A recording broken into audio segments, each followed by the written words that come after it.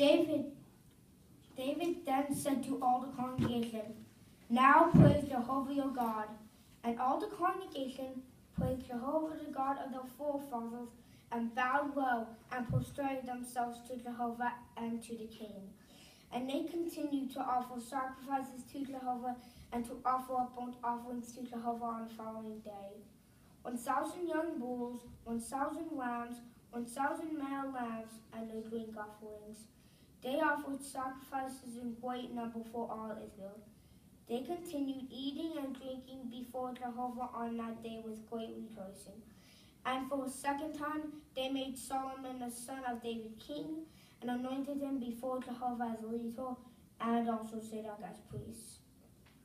And Solomon sat on Jehovah's throne as king in place of David his father, and he was successful, and all the Israelites were obedient to him. All the princes, the mighty warriors, and also all the sons of King David submitted themselves to Solomon the king. And Jehovah made Solomon exceedingly great before the eyes of all Israel, and bestowed on him royal majesty such as no king over Israel ever had before. Thus, David the son of Jesse reigned over all Israel, and the length of his reign over Israel 40 years. In Hebron he reigned for 7 years, and in Jerusalem he reigned for 33 years.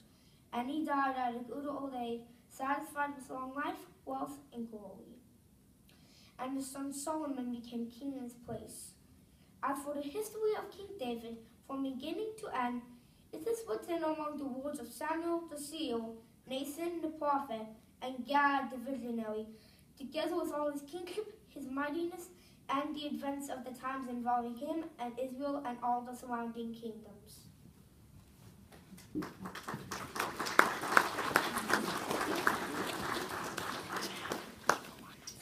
All right, I'd like to thank you, Brother Crossman. You did a good job on your reading today.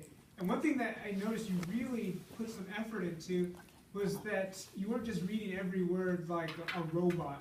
You weren't saying, David then said to all the congregation. You hit certain words louder.